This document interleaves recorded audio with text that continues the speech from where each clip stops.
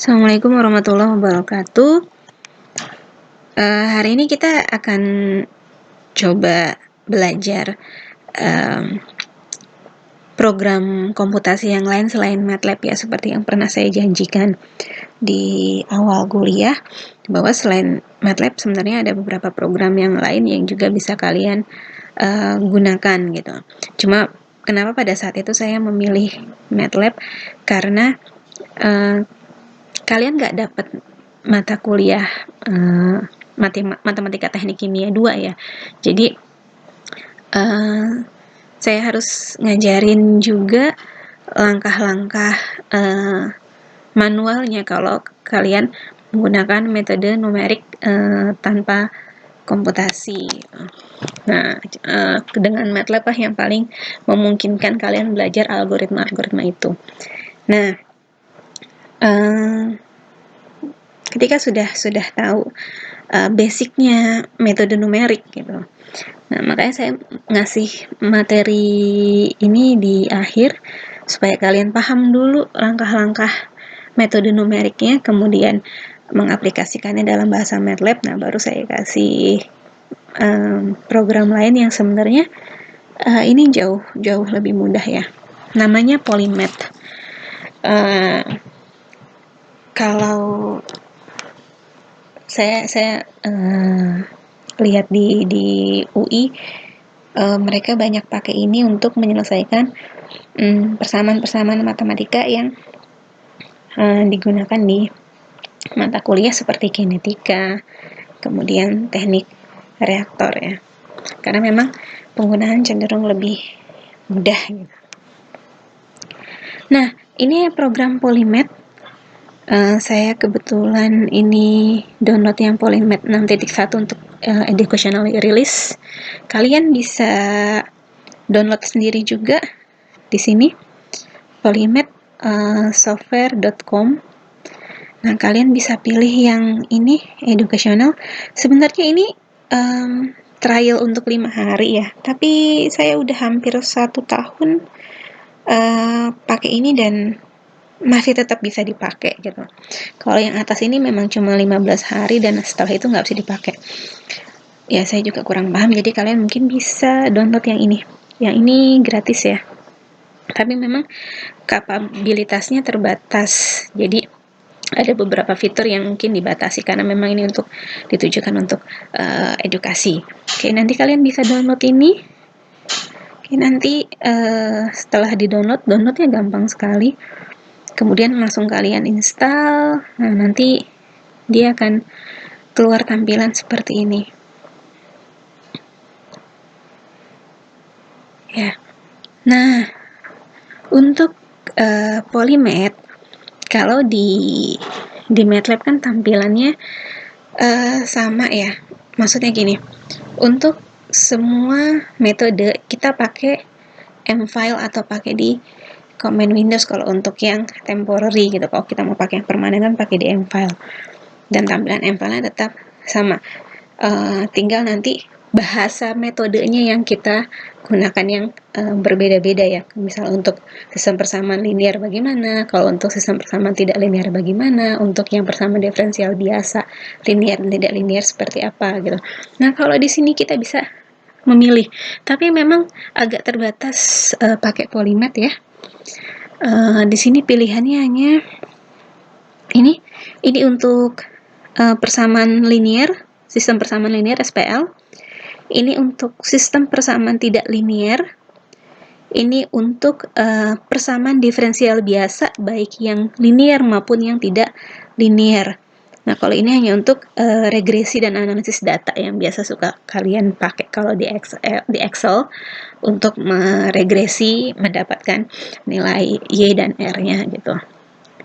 Nah, ini kita bisa pakai yang 3 ini. Tapi memang kalau untuk persamaan diferensial parsial, Polymath, saya nggak tahu, mungkin kalau Polymath profesional menyediakannya, tapi kalau untuk yang educational ini tidak menyediakan untuk template persamaan diferensial parsial. Ini sampai persamaan diferensial biasa aja. Nah, ini kalkulator. Ini unit converter, ini juga bisa mengkonvert kalian di sini. Oke, Ini scientific ya. Ini hanya untuk setup aja.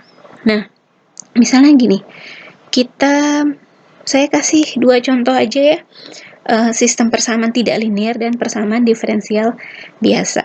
Oke, kita lihat nah, ingat persamaan diferensial tidak linear untuk tugas ini ya. Untuk tugas ini yang persamaan Beatty-Bridgman yang kalian harus mencari nilai V-nya ya. Untuk mencari nilai V. Waktu itu kita mengerjakan ini di MATLAB ya. Di MATLAB ya dengan dengan metode pakai Newton-Raphson atau pakai metode bisection. Nah, ini sudah saya kerjakan. Ini dapat hasilnya 1,376. Ini pakai Newton-Raphson, ini pakai bisection ya. Ini dapat V-nya 1,3762. Nah, sekarang kita bisa gunakan juga dengan Polymath. Oke, yang pertama adalah kita checklist dulu ini. Kita mau pakai sistem persamaan tidak linear ya. Nah, kita bisa masukkan persamaan-persamaan yang ada di sini. Ya, di sini. Untuk persamaan tidak linear, maka kita harus buat jadi sama dengan 0 kan. Berarti PV-nya bisa pindah ke ruas kanan. Oke, saya sudah mengerjakan. Nah, jadi kita develop persamaannya di sini. Untuk menulis persamaan ini, yang ini kita oke.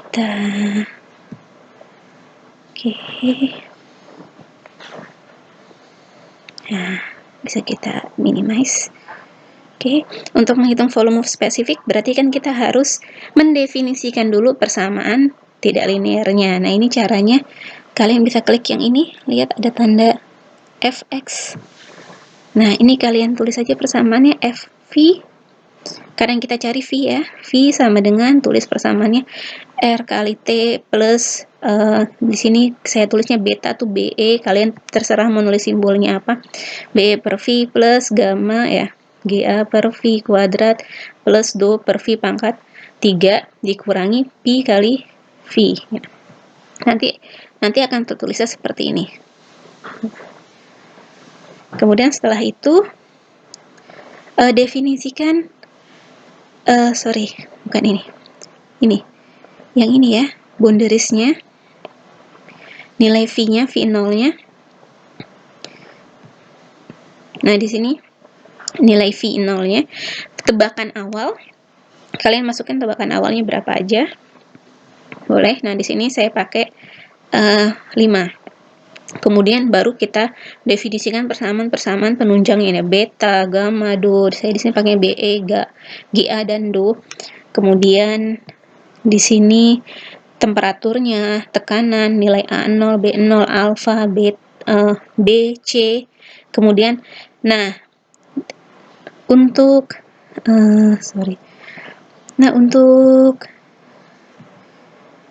ini saya hapus dulu. Nah, untuk Polymath di sini kita harus menentukan range. Tadi kan tebakan, yang ini kan tebakan kita. Nah, kita harus tentukan range nih, kira-kira V-nya itu ada di antara berapa sampai berapa gitu kan. Nah, kalau kita lihat dari kaidah teknik kimia, V itu tidak mungkin negatif kan. Berarti kita masukin aja misalnya minimalnya 1. Terus maksimalnya berapa? Maksimalnya kita masukin aja misalnya 10 gitu. Misalnya 10. Nah, udah semua dimasukin, persamaannya sudah, tebakannya sudah, tebakan range tebakan minimal dan maksimalnya sudah, semua persamaan pendukung dan data-data pendukung juga sudah dimasukkan. Kita cek di sini dan nilai sini I ya, I show list. Nah, jika di sini sudah ada tulisan program ready for solution, ini baru bisa kita run. Nah, runnya ini tanda panah warna pink. Nah, lihat. V di sini dapatnya 1,376 sama seperti kita dapat di MATLAB ya. 1,376 2 ya. Ini juga hampir sama kan, 1,376, 166, atau kalau dibulatkan ya jadi 1,376,2. Nah, ini lebih mudah karena kalian tidak perlu menulis metodenya, karena di sini memang sudah dipersiapkan untuk metode SPTL ya, berarti pilih yang non linear equation solver. Kalau untuk yang SPL berarti pilih yang solve system of linear equation. Untuk PDB kalian bisa pilih solve system of ordinary differential equation. Ini untuk PDB linear dan tidak linear. Nah, jadi lebih mudah kan? Oke, sekarang ayo kita coba lagi untuk yang misalnya apa? Oh, persamaan diferensial ya. Differential equation. Open. Oke. Differential equation. Nah, ini kita coba tadi konversi dan konsentrasi pada reaktor pipa ideal. Oke. Tadi juga sudah saya kerjakan. Nah, sama seperti di MATLAB ya. Kalau MATLAB kan kita harus bikin algoritmanya untuk penyelesaian, mau pakai Euler atau mau pakai Runge-Kutta. Nah, kalau di sini kita tinggal tulis persamaan diferensialnya aja. Di sini persamaan diferensialnya kan dx per dz ya. Mana di sini? Nah, ini dx per dz tinggal kita masukin nilainya 1,6999 kali 1 min xa. Nah, cuma untuk jenis Polymath yang saya download ini, kita nggak bisa pakai koma atau pakai titik gitu. Jadi kalau 1,6999 ini kita tulisnya 16.999 kali E pangkat min 4 gitu. Jadi pakai 10 pangkat min gitu ya. Jadi kita nggak bisa nulis 1 koma. Bisa mau nulis 1,5 itu berarti berarti itu 15 kali 10 pangkat min 1. Mau nulis 1500. Mau nulis 0,15. Berarti yang kita tulis adalah 15 kali E pangkat min 2. Seperti itu ya. Tapi nggak tahu sih nanti kalau kalian download dan ternyata hasil downloadannya bagus gitu kan. Saya nggak tahu juga, mungkin karena ada yang kurang atau tadi mungkin karena fiturnya terbatas jadi nggak bisa pakai titik ya, harus diakalin pakai gini. Nah, ini kita masukkan nih dx per dz-nya 1,6999 kali 1 min x tadi dengan ini ya, dengan mengklik ini new differential equation, masukin dx per dz, atau kalau di sini dx per dy ya dx per dy atau dy per dx atau dx per dt atau dc per dt gitu, tergantung dari soal. Nah, kemudian masukkan nilainya, ini eksplisit, masukkan x. Nah, di sini x 0 berapa?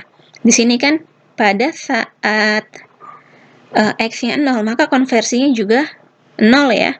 Jadi nilainya adalah 0. Konversinya adalah 0 pada saat z-nya 0.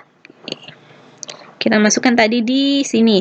Setelah nulis persamaan diferensialnya, kemudian sini set nilai awalnya berapa. Nah, atau kita ulang deh. Kita ulang. Kita masukin. Ini tadi dx, ini dz ya. Kemudian persamaannya tadi 1,699, berarti kita tulis 16.999 kali E pangkat min 2344 dikalikan 1 min X. Kenapa nggak XA? Ya nggak apa-apa sih, mau nulis XA juga nggak apa-apa di sini, XA. Tapi harus konsisten. XA boleh.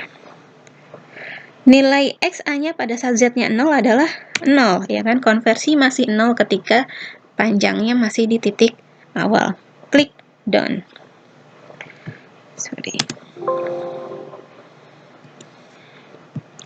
Nah, kemudian apalagi yang harus kita masukkan?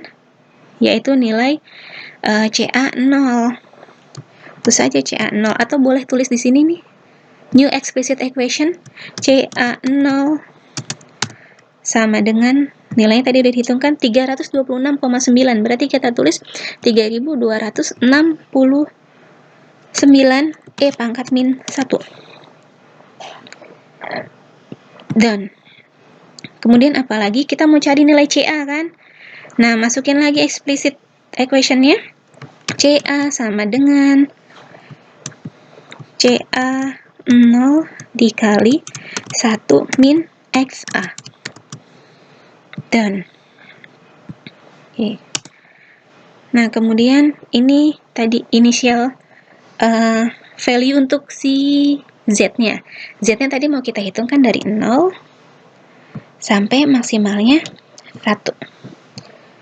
Nah, sudah kita cek di sini di I, apakah sudah ready for solution? Sudah, semuanya sudah ada. Nanti kalau misalnya ada yang kurang, misalnya seperti ini. Misalnya gini. Ini saya cut dulu ya. Misalnya gini, ini ada CA sama dengan CA0 kali 1 min XA, tapi CA0-nya nggak ada. Maka di sini dia akan tulis, nah, explicit variable CA, independent variable, undefined variable CA 0. Berarti ada satu persamaan yang tidak ada. Nah, maka kita harus tulis CA 0-nya. Oke. Nah, ini sudah ready. Mau kita tampilkan apa? Report, graph, atau tabel? Bisa semuanya. Kalau sudah ready, kita klik solve. Nah, ini report keseluruhannya, overall-nya. Nanti di sini ketahuan, ini pada saat dia masih di titik 0, CA-nya masih sama dengan CA 0, kemudian CA-nya berkurang sampai ke maksimal value-nya nih. Sampai sini ya. Kemudian nilai XA-nya ini 0, awalnya 0, kemudian sampai 0,8.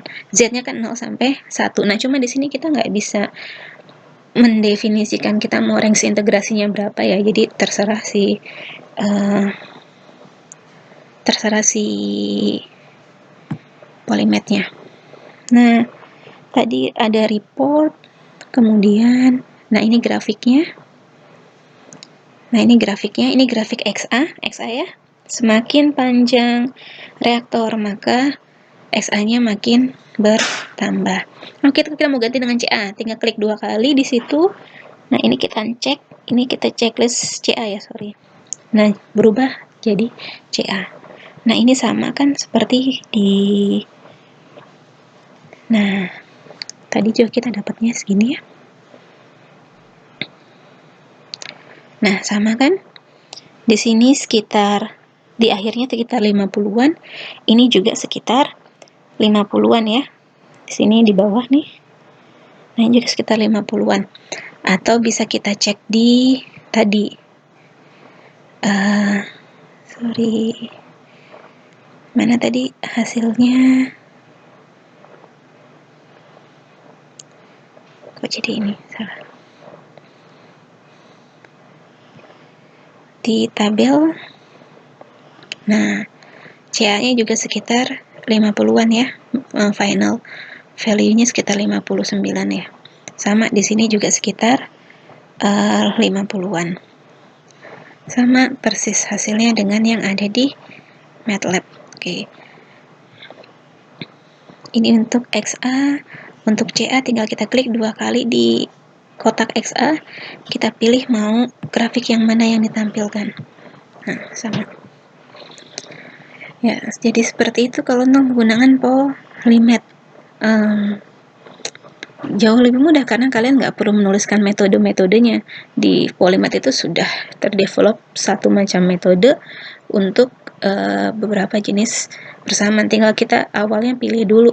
Jangan sampai nanti kalian mau mengerjakan, kita mulai misalnya kita klik yang baru ya, open new. Kalian mau mengerjakan persamaan diferensial, memilihnya non-linear yang seperti. Jadi jangan sampai seperti itu. Jadi kita harus pilih dulu di awal mau mengerjakan dengan metode apa. Oke. Ya, jadi seperti itu. Kalian boleh mencoba bukan boleh mencoba, tapi harus mencoba. Tugas yang ini tadi, yang menghitung Y1 sampai Y4 untuk konversi glukosa menjadi asam glukonik. Ya, tadi menggunakan MATLAB. Nah, yang satunya lagi kalian coba menggunakan Polymath. Berarti ini pakai persamaan diferensial ya. Jangan pakai sistem persamaan tidak linear. Oke, selamat mengerjakan.